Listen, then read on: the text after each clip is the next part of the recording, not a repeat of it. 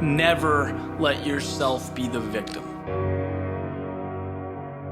If I could go back in time and have a conversation with my 8 to 10-year-old self, that would be the message I would give. Because when you think about it, you're a kid, things don't go your way, what do? You cry, you whine, you throw a fit, you want your parents to feel sorry for you. You feel sorry for yourself. It's how you deal with things at that age. And then you grow up, but you don't necessarily shed that habit, that mentality. And it becomes obvious, right? I mean, you can talk to someone for 30 seconds and you know right away if they have that victim mentality. The world's falling down, they're tired, they have so much to do, they're so busy, X, Y, and Z. Look, having that mindset does two things for you. One, it makes you come across helpless and weak, and no one wants to come across that way. Two, it does not get you to where you're going. It does not change the situation. Right? Here's the reality. There is always a way to get what you want.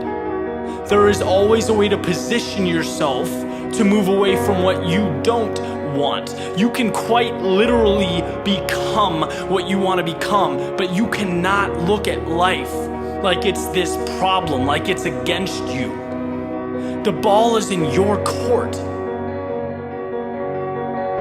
You know, it wasn't that long ago, 2-3 years ago, that I was not the happiest guy in the world, right? Did not like what I was doing, did not like how I was spending my time, was not energized, was not passionate about very much.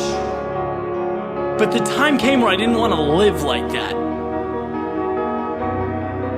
I had a conversation with myself. I stopped being the victim. I stopped complaining, and I asked myself, dude, what do you want?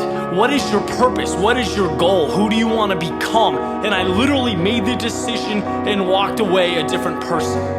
And the things around me changed. My life changed because I made a decision to never be the victim again, to get what I want. I became the author of my own story. And you realize just how simple it is to transform your situation. Not easy, right? And it takes time. But there's always a way to get from point A to point B. And this separates the world into two kinds of people. People who look at how things are, who accept reality as truth, who complain, and people who look at what can be, who make the most of any situation, look at life as if it's clay, to be molded, to be shaped. It seems funny to me, knowing what I do now, that I went through any of my life like a hamster on a wheel. That I talked to people every day who didn't energize me, that I didn't want to be around, that I did things I wasn't passionate about. That is insanity. Because if you don't like something, but you do nothing to change it, what's left for you to do? Complain, whine, stay where you are, that's it. See, one of the reasons I reference athletics so much is because they bring this mentality on you that when things become difficult, when things become challenging, your one job is to find a way to figure it out. And I always did. And I took that and I brought it to everything else I do. And now it's eye-opening to see people achieving success, financial freedom, these things everyone wants, and know that the difference between them and everyone else is that they felt like they deserved it. A lot of the time they weren't smarter, stronger, they weren't more gifted starting out, but they moved toward what they wanted. They didn't cry or groan about the problems, they didn't look for sympathy. Those at the top of the mountain are not victims. They would never let themselves be victims. It's about the other side, the opportunity. Getting from where you are to what you want.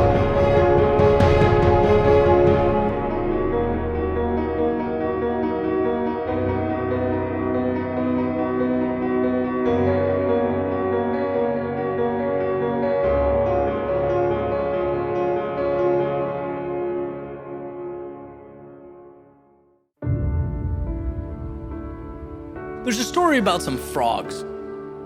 And, these frogs, as they're sort of making their way through the woods, the ground breaks underneath them, and two of them fall into this little pit.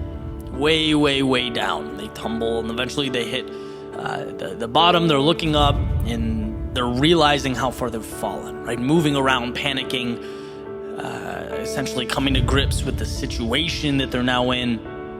They start frantically jumping, trying to climb the walls. And as they're jumping, the frogs on top are looking down. And they're basically yelling, "Look, we're sorry this happened to you, but this is a lost cause. There's no way out for you guys. There's no need to jump around. This is a futile situation." Right? But they continue to jump, and they're not willing to come to terms with that possibility. Not yet. And again, the frogs up top, they yell down, "There's no way. It's over. You're going to die down there, guys. You need to ultimately face that."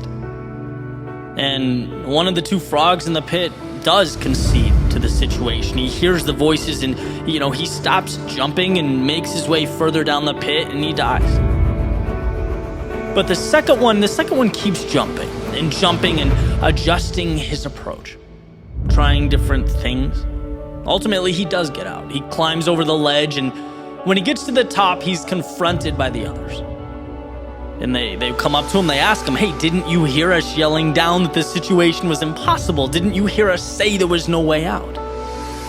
And as it turns out, he didn't hear, because this frog was deaf, right? So he couldn't hear a single word, and this ultimately saved his life. Not because it helped him do the miraculous or the impossible, but because it blocked out the outside voices attempting to tell him what possible is. Look, there will always be doubters, skeptics, and cynics. As Aristotle said, there is one way to avoid criticism: do nothing, say nothing, and be nothing. But the beauty is that these voices have one thing in common, and that's their irrelevance. Because there's one voice that matters in the writing of your story, and that voice belongs to you. Never forget how much control you have. Never forget who holds the pen. Things are real when you make them real. Things stop when you stop. Things change when you change them. So here's the following, not orders or expectations, but that spark that guides you to what feels right, to what means the most. Here's to an everlasting self-belief that will lift you out of any hole, carry you over any mountain, and most importantly, turn blank pages into a story that is truly yours.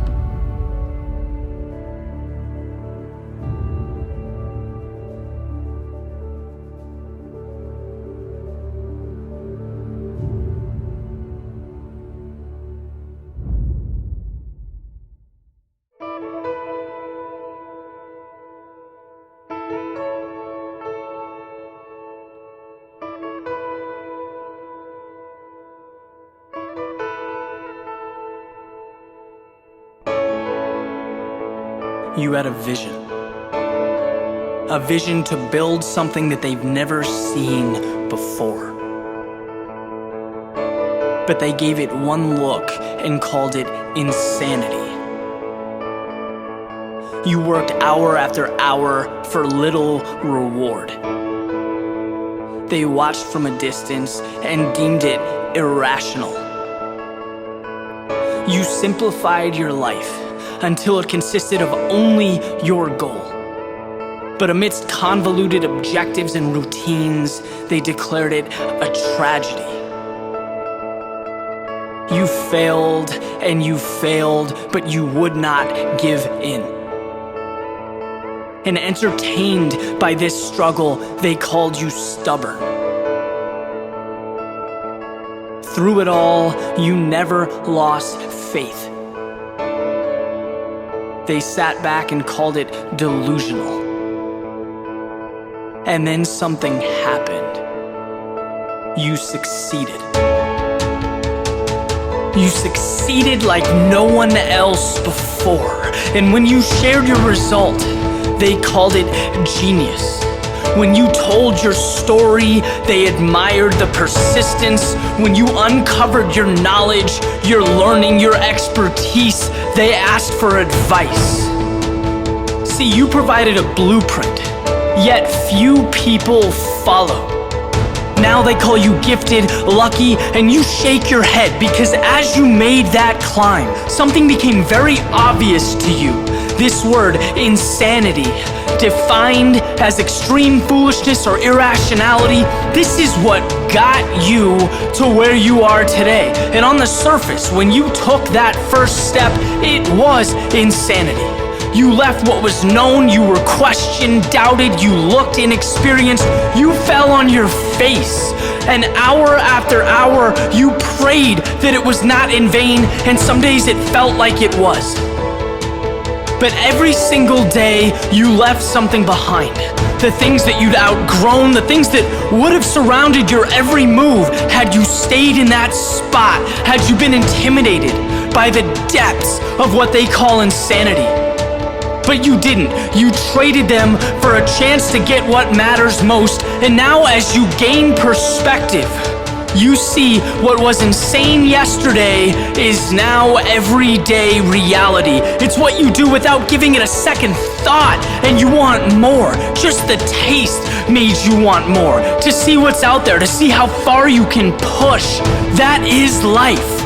And as you prepare to continue down the road ahead of you, the peaks, the valleys, the twists, the turns, the ups and the downs, you realize that the only thing in this world that qualifies as insanity is being unwilling to take that next step.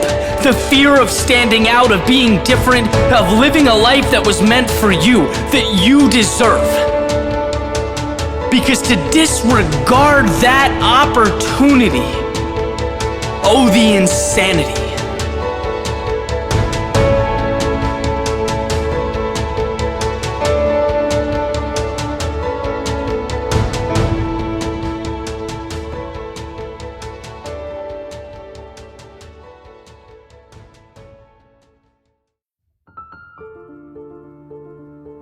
You can't make something that already exists. You find it. Unmask, unveil, allow it to shine through in its original state. It can be improved upon or enhanced, but who you are is who you are. And that's a beautiful thing. Because success is not about looking around you and trying to replicate someone else's idea of a life well lived. No, it's about removing everything you're not. Until all that's left is what matters most. You in your most authentic state. That state that most people don't bother to uncover. And see, in a world of acquisition, of longing for more, it's the ones who learn to cut away that truly live. It's in refinement, simplification that we find clarity, that we're gifted with peace of mind, because it's the burden of constantly doing something that doesn't excite, or playing a role that is not yours to play, that is the costly one. Life is about meaning. And to deprive yourself of that is to remove the wind from the sail. We are not free until we decide to be. As Greg McCune mentions in his book Essentialism, the Latin root of the word decide, cis or sid, literally means to cut or kill. It's to walk away from what you're not. Unearthing the power, the value, the potential that always existed despite our ignorance. So let's no longer ask, what do I need in order to be who I want to become? And start asking, what can I remove that is infringing upon who I am? What can I dismantle so that I might give wings to that which means the most?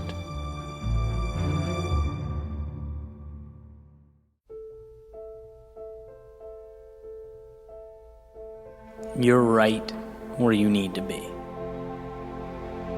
Sure, you have your doubts.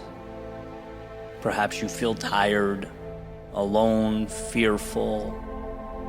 Maybe you're trying to make sense of a world that feels too complex, where all you see and hear are reasons to turn back, to find shelter, to run.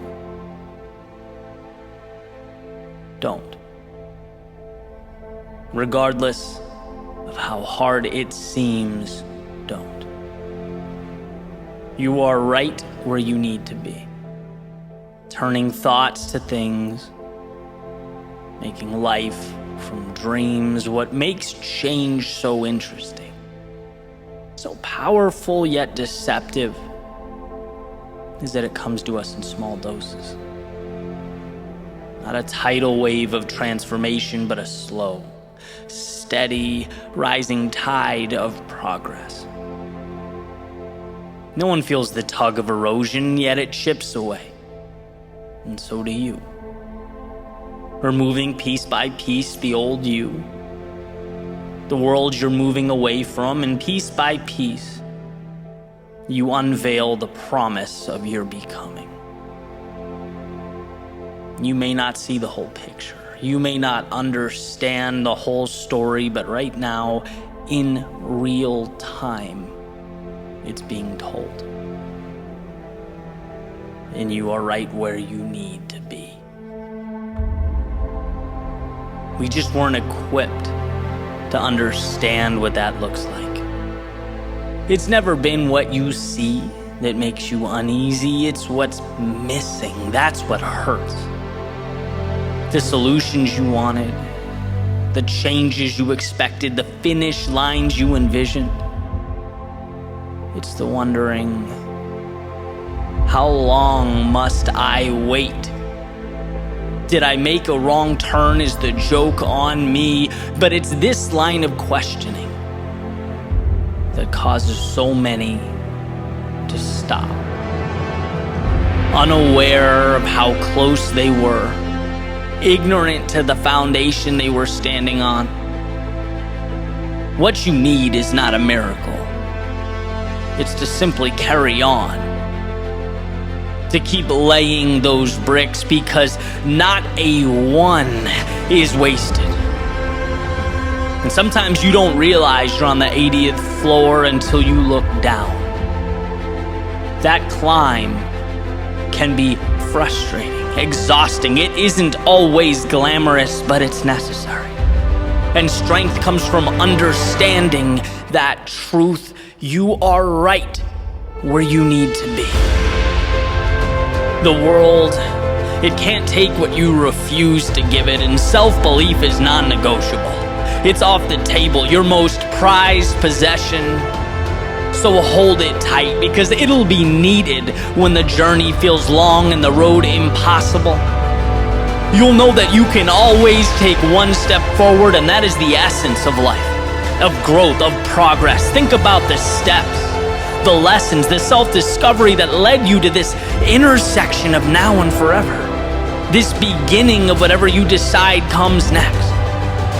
You are right where you need to be, because you are armed with the decisions that brought you to today and the courage to let them carry you into tomorrow. You could be anywhere, but you're here. And as you strap up and settle in, you'll see that right here is everything.